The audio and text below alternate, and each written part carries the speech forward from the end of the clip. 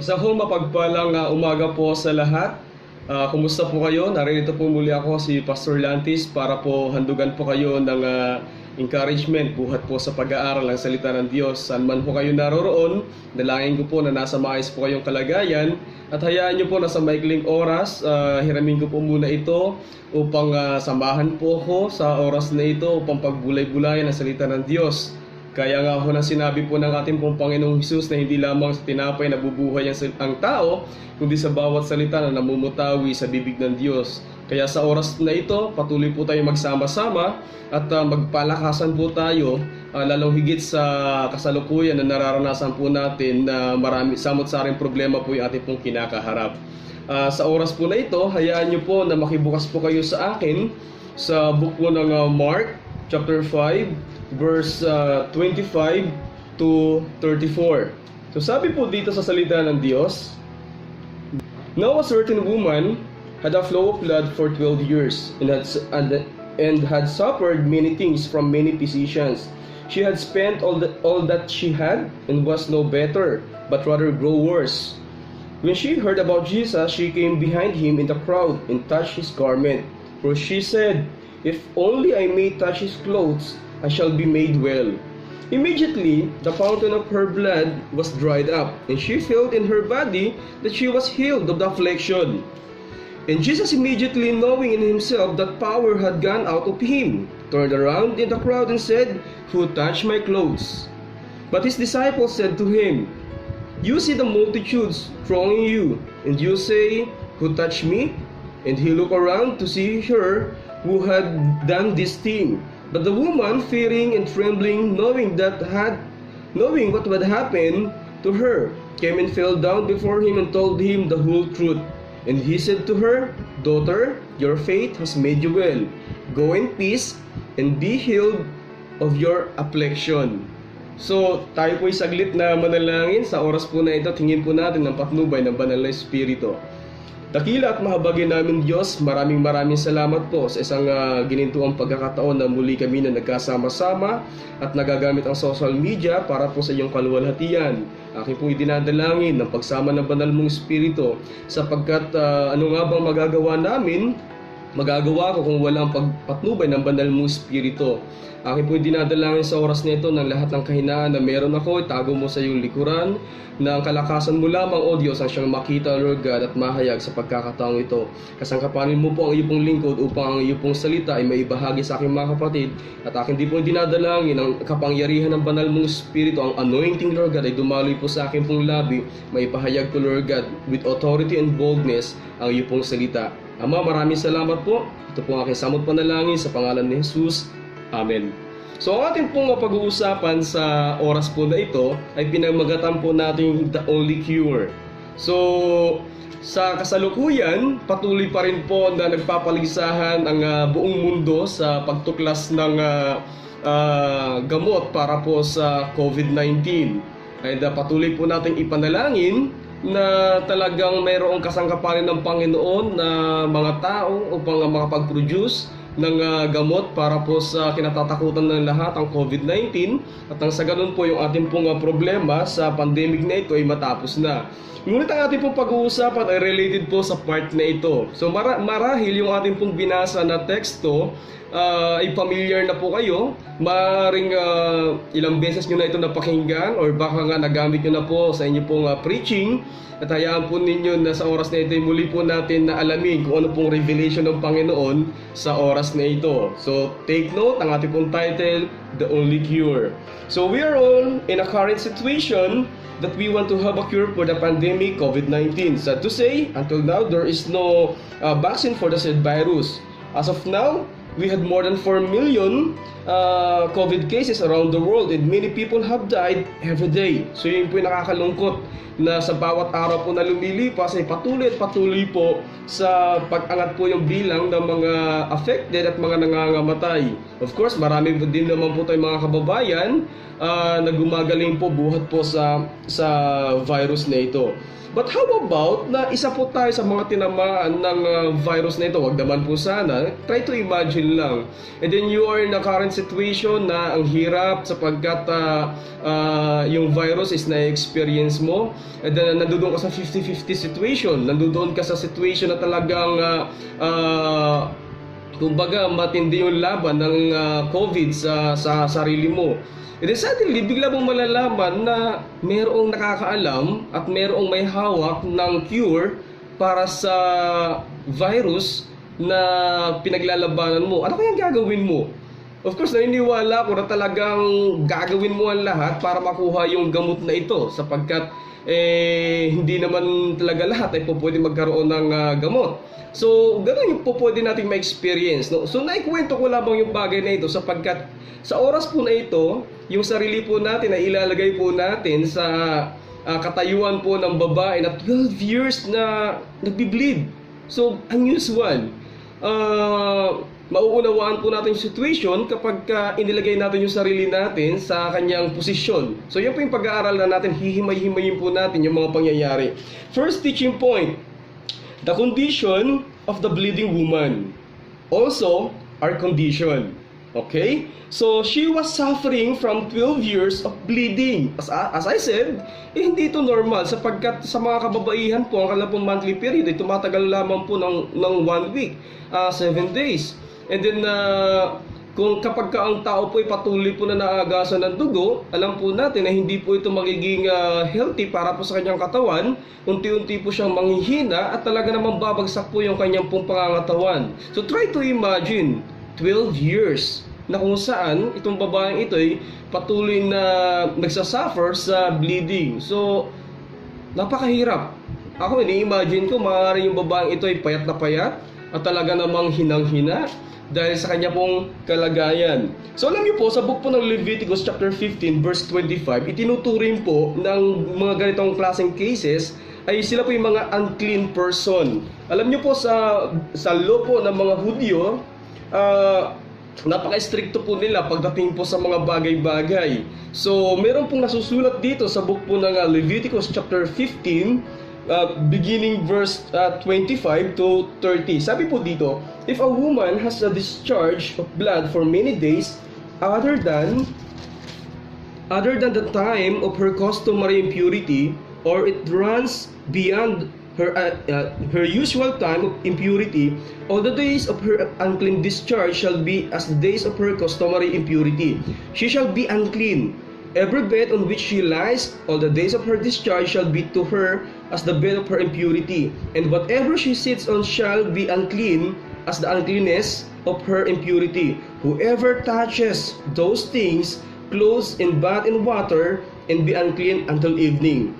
But if she cleans of her discharge, then she shall count for herself 7 days, and after that he shall be clean. So napakahigpit po ng law ng mga Jew pagdating po sa part na ito. Habang sila po ay nasa time ng kanila pong bleeding, entitled po sila sa pagiging unclean. So ibig sabihin, itong babae ito, dahil isa po siyang Hudyo, alam niya sa kanyang sarili yung kanyang estado. So maaaring lahat din po ng mga tao nakakaalam ng kanyang situation ay tinitingnan siya bilang isang maruming babae dahil nga sa kanyang karamdaman. So try to imagine, may pinagdaraanan ka pa tapos may mga tao sa paligid mo na iniiwasan ka, diring-diri sa'yo kasi ang tingin sa'yo napakarumi. So napakahirap. So they must be separated from others. Hindi sila po pwede na makihalubilo sa kapwa nila. They are prohibited to touch things. Hindi sila po pwedeng humawak ng anumang mga bagay. And then maybe people around her will try to keep a distance because of her situation. So she was lonely, feeling abused, and hopeless. So try to imagine yung kanyang kalagayan. Nanghihina siya, hirap siyang gumalaw, at ang matindi pa neto, yung mga taong dapat possible na tumutulong sa kanya ay nilalayuan pa siya. So hindi siya po pwede makihalubilo sa maraming tao at dahil nga sa kanyang condition. So nai-imagine na natin unti-unti kung ano ang kalagayan nitong babaeng ito. And another thing, sabi dito sa story, she tried many things to get out in her current situation. So Ayaw niya, of course. Ayaw niya yung kanyang sitwasyon na iyon. And then gusto niya na kung saan makasurvive, gusto niya na kung saan mabago yung sitwasyon na kanyang kinakaharap. So try to imagine for how many years is nag-iisip siya kung paano siya makakakuha ng gamot or ano ba dapat niyang gawin para magkaroon ng lunas yung kanyang karamdaman. So according to the story, number 1, she had spent all that she had to find a cure. So maaaring itong babae ito, nung wala pa siyang karamdaman, ay meron siyang, sabihin na natin, na itatabing pera. Maaaring itong babae ito ay meron din sinasabi kahit pa paano sa lipunan, at merong kakayanan na humanap ng isang dalubhasang doktor para siya mapagaling. Okay? Ang kanyang ginawa, she spent a lot of money by going to the doctor and buying expensive medicine, but sad to say, she getting worse and instead of getting better. So instead na siya mapagaling, instead na bumuti yung kanyang kalagayan, according to the story, mas lalo pa siyang na-down at mas lalo pa siya nagkasakit. So napaka-worse ng kanyang scenario. Even though na meron siyang pera, even though na meron siyang kakayanan na bumili ng mga expensive or mamahaling mga medicine, but sad to say, hindi siya napagaling ng kanyang pera at wala ring tao na makatulong sa kanyang situation. So maaaring physically weak, maaaring emotionally weak itong babaeng ito, at for sure, spiritually weak din siya dahil sa kanyang pinagdaraanan. So, she was dying because of her illness. Yan yung scenario. Yan yung kanyang talagang kasalukuyan na situation. Kumbaga 50-50 na itong babaeng ito at hirap na siya sa kanyang situation. Alam niyo po, sabi nga dito, nowadays many people are in the same situation of this bleeding woman. Marami pong mga tao na nasa ganitong klaseng uri ng situation nitong babaeng ito. So, sabi ko nga, ilagay natin yung sarili natin sa situation ng babae dahil alam ko na maaaring meron tayong pagkakapareho sa kanyang istorya. Tingnan natin na to. Sabi dito, we are also unclean. Did you know that? Na katulad itong babae ito, kung siya'y pinaparatangan according to their law na isa siyang unclean, tayo din po, we are unclean in the eyes of God. Bakit? According to the book of Romans chapter 3 verse 10, ang sabi po dito, as it is written, there is none righteous, no, not one. So wala daw pong matuwid, wala kahit isa. And sinundan pa yan sa book po ng Roma chapter 3 verse 23, for all have sinned and fall short of the glory of God. So walang sino man sa atin na masasabing perpekto tayo at malinis tayo sa harapan ng Panginoon, sapagkat kung sasabihin natin yan, pinapalabas natin na sinungaling ang Biblia. Pero ang Biblia po ay totoo at nagsasabi po ng katotohanan na tayo daw pong lahat ay maituturing na unclean, sapagkat tayo daw po ay hindi righteous sa harapan ng Panginoon dahil sa pagkakasala. Because of sin, we are unclean in the eyes of God. So, isa pong dapat na makita niyan. And another thing, we are also separated from Him. So, kung ang babaeng ito ay itinataboy because she is unclean, hindi siya karapat-dapat na makisalamuha sa kanyang mga kababayan, tayo din is separated sa Diyos. Bakit? Because of sin. Dati-dati kung ating pong babalikan ng istorya, tayo po nilikha ng Diyos at sa pagkakalikha po ng Diyos sa tao, nandoon po yung intimate relationship. Pero dahil sa paglabag ni Adam and Eve sa Garden of Eden, yung intimate relationship na iyan ay nagkaroon po ng puwang. And then until now, sa generation po natin, dumaloy po yung separation na iyan dahil po sa kasalanan. So tayo, spiritually speaking, we are separated from Him, from our God. And then again, feeling abused by the enemy. So dapat makapangyarihan tayo, dapat tayo nagko-command, but sometimes because of our sin, because of our separation from God, na-abuse tayo at kinakawawa tayo ni Satan. So nakakalungkot isipin na dati-rati nasa atin yung authority and power, but because of sin, naagaw ni Satan yung authority and power na iyan, at tayo ngayon yung kinukumand at kinakawawa ng enemy. And also, we are weak and hopeless, abandoned, and alone. So there's a similarity Okay? Sa buhay po ng bleeding woman na ito, and maaari sa kasalukuyan din po, ito rin po yung situation na ating pong kinakaharap. Napakawawa natin mga tao, napakawawa natin situation dahil sa kawalan po dahil sa pagkakawalay po natin sa presence ni God. Okay. So, sabi dito, people today are suffering from 3 kinds of illness. So, gusto ko pong i-share sa inyo to na maaaring makadagdag po sa inyo pong kaalaman sapagkat ito po yung bagay na nakita ko sa kasalukuyan po nating henerasyon.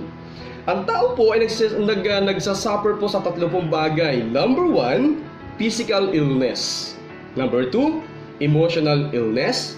And number 3, spiritual illness. So ipapaliwanag ko po yan So physical illness, of course, millions of people around the world suffering different kind of physical illness. Naririyan yung cancer, naririyan yung dengue, yung malaria, diabetes, pagkakaroon ng high blood, and of course yung COVID-19. So, ang tao po ay nagsasuffer physically na napakaraming karamdaman. And of course, lahat tayo, naka-experience tayo na tamaan din po ng sakit. Maaari nagkaroon ka ng ubo, nagkaroon ka ng sakit. At ang lahat po ng iyan dahil po sa pagkakasala po ng tao kung bakit po natin nararanasan yung mga sufferings na yan. So, ano pa? So, sabi ko nga dito, another thing na nararanasan ng taong illness is emotional illness. So kanina, meron tayong tinatawag na physical illness. Ito yung suffering na nararanasan po ng marami. And another thing is emotional illness. Ano po ito? Ito po yung kadalasan na problema lately lamang po, yung pagkakaroon ng stress, depression, anxiety, panic disorder, phobia, post-traumatic stress disorder, at kung ano-ano pa. And you know what? Ayon po sa akin po pagsasaliksik, ang gobyerno po ng Amerika ay gumastos po ng $42 billion dahil po sa mga problemang ito. Ganun po kaseryoso yung problemang ito na kinakaharap sa ibang bansa. And even dito po sa Pilipinas, na-experience po yan. Especially ngayon sa kapanahunan po natin na napakalaki po ng problema kinakaharap ng bansa natin. Marami tayong mga kababayan apektado ng COVID, physical illness na i-experience nila yan. Number 2, mental illness. Inaalala natin kung ano na mangyayari after lockdown, after this problem, sapagkat ang ekonomiya natin ay bagsak. May kung nung panahon nga na wala pang COVID-19, ay marami na tayong mga kababayan na walang trabaho. Paano pa kaya after this lockdown, after this COVID-19, na kung saan alam natin na talagang affected yung ating pong gobyerno, affected po yung ating economy, ano po mangyayari? Kaya marami po tayong mga kababayan, sad to say, nakakadurog po ng puso kapag sila po ini-interview, makikita po natin sa kanila pong pananalita, sa kanila pong mga mata, yung kawalan po ng pag-asa, labis na pag-iisip sa mga bagay-bagay. Okay? Kapatid, kung isa ka man sa kasalukuyan na tinamaan ng mental illness, isang bagay po ang nais ko pong ibahagi sa iyo na ipagkatiwala niyo po sa Panginoong Hesus lahat po ng ating po mga kabalisahan, dahil po ang Diyos ay nagmamahal po sa atin. Siya lamang po yung may kakayanan na pagpalain po tayo at ibigay po lahat po natin po pangangailangan. Iwasan niyo na po muna ang mag-isip-isip at hayaan niyo po na ang Diyos po ang siyang kumilos sa mga buhay natin, sapagkat hindi nga natin alam kung ano mangyayari sa araw ng bukas. Bakit natin aalahanin yung mga bagay sa hinaharap ngayong hindi natin alam kung tayo ba'y buhay pa sa hinaharap? Simple lamang. So, another thing, itong pinakamatindi, spiritual illness. Kung meron bang isang napakabigat na problema na ating po kinakaharap sa mundo pong ito, hindi lamang sa bansang ito, ay yung spiritual illness na ito. Ano itong spiritual illness? Sabi dito, it is a separation from God because of sin. At lahat tayo affected. Ano man ang estado mo sa buhay, mayaman ka man o mahirap, matanda ka man o bata, ano man ang kinalalagyan mong estado sa buhay, lahat tayo is entitled sa sakit na ito, spiritual illness. Sapagkat lahat tayo yung mga makasalanan, and because of sin, ang bawat isa sa atin ay entitled sa kamatayan. Okay? So, physical illness, emotional illness, and spiritual illness. Yung tatlong bagay na ito po yung matinding laban na atin pong kinakaharap sa kasalukuyan. Okay. So, these 3 illness in our body, emotion, and spiritual life needs a cure. Tama ba? Yes, physically, meron tayong karamdaman. Emotionally, meron tayong karamdaman. Another thing is spiritual, meron tayong karamdaman. Ang lahat ng ito ay nangangailangan ng lunas. Nangangailangan po ng gamot. Kapag meron pong pagkakasakit, kinakailangan meron pong gamot para po maibalik yung normal natin na kalagayan. Okay, magpatuloy po tayo. Okay? Like the bleeding woman, we want to escape this difficult life we are living. Okay? So, we do many things to escape this life and feel more comfortable. Ayaw natin ng ganitong klaseng pakiramdam. Sino ba namang tao ang gusto magkaroon ng sakit physically? Sino ba namang tao ang gusto nag-aalala? Sino ba namang tao ang gustong mawalay sa Diyos? So lahat tayo gumagawa ng napakaraming kapamaraanan kung paano po tayo makakaalis sa pinagdaraanan po natin. Ang babaeng ito, in 12 years na kanyang bleeding, gumawa siya ng napakaraming kapamaraanan, nagbayad siya ng doktor, nagbumili siya ng mamahaling gamot para lamang siyang gumaling. Yan yung typical na kaisipan ng isang tao sapagkat walang tao ang gusto mag-suffer. So, sa buhay po natin, real talk tayo. Hindi ba't napakaraming pagkakataon na gusto natin maging maayos yung ating buhay? Okay? Maraming pagkakataon sa buhay natin na gusto nating takasan yung mga suliranin na ating pong nararanasan. We try to explore life hoping to find the right cure. So, kung ano-ano ginagawa natin, kung ano-ano pong pinapasok natin para lamang mahanap natin yung lunas na nararanasan po natin sa karamdamang ito. Alam niyo po, marami po sa atin sa patuloy na paghahanap po ng cure sa illness na na-experience po natin. Ang ilan po sa atin nag-eksperimento sa buhay. So, nung ako po'y kasalukuyan po na aktibo po sa campus evangelism, madalas ko pong tanong ito sa kanila a simple illustration. So sabi ko sa kanila, nagbibigay po ako ng isang bagay, for example, cellphone. And then the question is, paano mo malalaman yung purpose ng bagay na ito kung halimbawa first time mo lamang ito nakita sa tanang buhay mo? So sabi ng ilan, kuya, gagamitin ko. And guessing lang, kumbaga gusto lang nilang hulaan, trying na malaman yung sagot. Sabi ng ilan, kuya, magtatanong ako. Ganon. So maraming mga iba't ibang kuro-kuro. Pero iisa lang yung tama at natatanging sagot Para malaman mo ang purpose ng isang bagay, and the best thing na dapat mong gawin, tanungin mo yung inventor. Dahil kapag tinanong mo yung inventor ng bagay na iyon, masasabi niya sa iyo kung bakit niya ginawa at ano yung purpose niya kung bakit niya ginawa yung bagay na iyon. Sa buhay ng tao, kapatid, marami sa atin gustong pag-eksperimentuhan ng buhay para malaman kung anong purpose, kung bakit ka naririto sa mundo. Sa pag-eksperimento nga natin, kadalasan, marami sa atin na naliligaw na lang ng landas Nangakala natin yung landasing tinatahak natin ay tama, yun pala, patungo ka na sa kapahamakan. Ang ilan sa atin, pinipilit na alamin kung ano nga ba yung sustansya ng buhay o purpose ng buhay sa pamamagitan ng pagpasok sa maling barkada, pagkakaroon ng bisyo na hindi naman tayo masatisfied o hindi naman kaya papalit-palit ng boyfriend, ng girlfriend, knowing na doon tayo magiging masaya, or sometimes tinitingnan natin na kung tayo maging mayaman, satisfied na tayo, magiging masaya na tayo.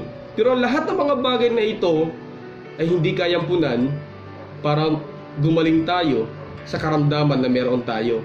Hindi ang kayamanan, kalayawan, pagiging popular sa mundong ito ang makapagbibigay sa atin ng lunas pagdating po sa karamdaman na tinataglay natin.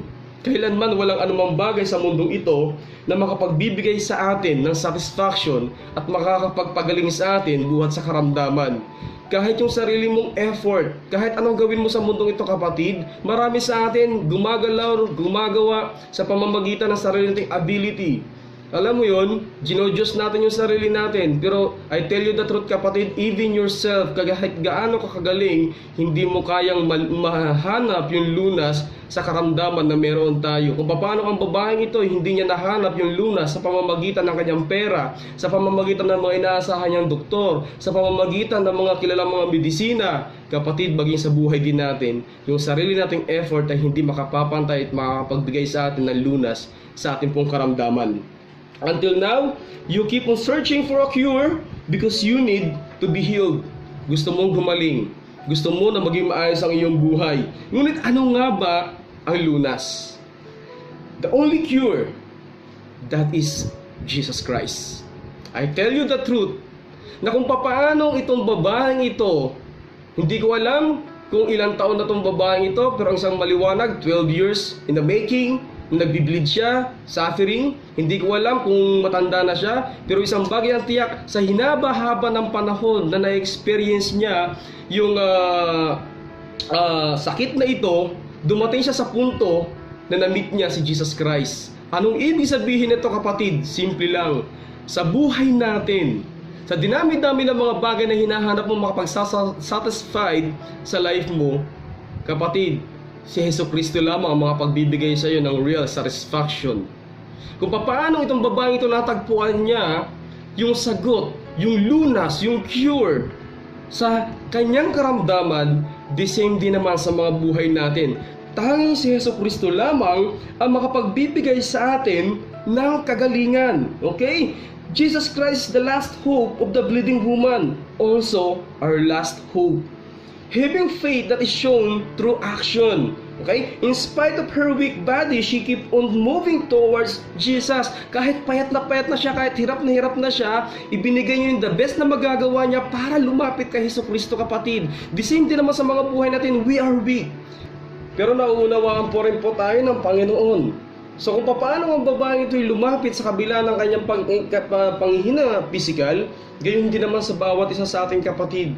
Lumapit tayo sa Panginoon kung gusto mo magtamo ng lunas sa karamdaman na kasalukuyan na meron ka. Maaaring hindi mo na naiintindihan ang buhay mo. Maaaring nandoon ka sa hopeless situation na meron ka. Maaaring tinitingnan mo na madilim na ang mundong nilalakaran mo. Pero isang magandang balita, may pag-asa buhat kay Hesus Kristo. Ang kinakailangan mo lang gawin ay ang lumapit sa Kanya at patuloy siyang tanggapin bilang Panginoon at tagapagligtas ng iyong buhay. So, in spite of our weak faith, let us come boldly unto Jesus. Jesus invited every one of us to come to Him and get the cure. Remember, siya lamang yung nag-invite sa lahat. Come to me, all of you who are weary and burdened, and I will give you rest. Totoo po yung sinasabi po ng Panginoon na sa paglapit po natin sa Kanya, may kapahingahan, merong lunas tayong mararanasan buhat po sa ating pong Panginoon. Like the bleeding woman who received her cure from Jesus, we can also receive the cure from Him. So hindi ka dapat mag-alala, hindi ka dapat mangamba, dahil tangi si Hesus Kristo lamang yung natatanging sagot, wala ng iba pa, kapatid. So huwag mong expect na kung meron ka ng lahat ng bagay sa mundong ito, maaari sabihin mo na kung saan wala kang anumang bagay na pangangailangan, pero nagkakamali ka dahil kailangan mo si Hesus Kristo sa buhay mo. Anumang katanyagan na meron tayo, anumang kayamanan na meron tayo, hindi pa rin ito kayang lunasan yung karamdamang espiritual na nararanasan natin sa oras na ito. Tandaan mo na kapag ang isang karamdaman na hindi malapatan ng tamang lunas, ikamamatay mo ito. Gayon din naman sa spiritual natin pamumuhay. Kapag tayo ay merong karamdamang spiritual, which is meron nga dahil sa ating pagkakasala sa harapan ng Panginoon, kapag hindi tayo lumapit kay Hesus Kristo na tanging magbibigay sa atin ng lunas, ikamamatay mo to, kapatid. Ngunit hindi pumarito ang Panginoong Hesus upang tayo ay mahirapan. Pumarito siya upang bigyan ka ng isang buhay na masagana, isang buhay na masaya. Ayaw mo ba noon? Ang bawat isa sa atin ay hinihingi ng Panginoong Hesus na lumapit sa Kanya. And then for my conclusion, sabi po dito, people around the world are dying because of many problems, including the pandemic COVID-19. Top leaders worldwide are trying to solve the deadly virus that kills many people, not recognizing that the real and biggest problem is the sin living in the heart of people. That the only cure from it is accepting Jesus in their heart and make Him as their Lord and Savior. Jesus is the only cure, kapatid. Ang mundong ito'y abalang-abala sa paghahanap ng lunas para sa COVID-19. Nawa magkaroon, pero nami-misinterpret ng marami kung anong mas pinaka-prioridad at mas malaking problema na dapat na solusyon na dapat nating hanapin. Si Hesus Kristo, kapatid, siya lamang ang lunas. Tanggapin mo siya bilang Panginoon na tagapagligtas. Ngayon din sa oras na ito, kung feeling mo alone ka, kung feeling mo separated ka, hindi mo maunawaan ang buhay mo, this is the right time. Tanggapin mo si Jesus Christ as Lord and Savior ng iyong buhay. Ang Diyos ay nangako sa atin na walang sino man lumapit sa Kanya na Kanyang ipagtatabuyan. Kung gusto mong tanggapin ang Panginoong Jesus bilang Panginoon na tagapagligtas ng iyong buhay, kapatid, hayaan mo na sa oras na ito'y sumabay ka sa aking pananalangin. Libre lamang po ang gamot na nagbubula kay Hesukristo. Ang kailangan mo lang gawin sa oras na ito ay buksan mo ang puso mo, magkaroon ka ng pagsisisi sa lahat ng kasalanan ng iyong ginawa, at tanggapin mo siya, si Hesukristo, bilang Panginoon at tagapagligtas ng iyong buhay. Gusto mo bang tanggapin si Hesukristo, kapatid? Kung gusto mong tanggapin si Hesukristo, sa oras na ito, sumunod ka sa maikli ngunit makabuluhang pananalangin. Ano mang bagay na maririnig mo sa akin sa pananalangin, ariin mo sarili mong panalangin. Tayong manalangin. Dakila at mahabagin namin Diyos, kami po'y nagpapasalamat sa oras na ito sapagkat ipinakita mo sa amin ang tunay naming kalagayan. O Diyos, ako ay makasalanan sa iyong harapan. Patawarin mo ako sa lahat ng kasalanan na aking nagawa. Kailangan ko ang lunas na nagmumula sa iyo. Sa oras na ito'y tinatanggap ko ang iyong anak na si Hesukristo upang maging aking Panginoon, Diyos at tagapagligtas. Hanguin mo ako, Panginoon, sa pagkakasalang ito. Isulat mo ang aking pangalan sa aklat ng buhay. Magmula sa oras na ito, hugasan mo ako sa pamamagitan ng iyong banal na dugo.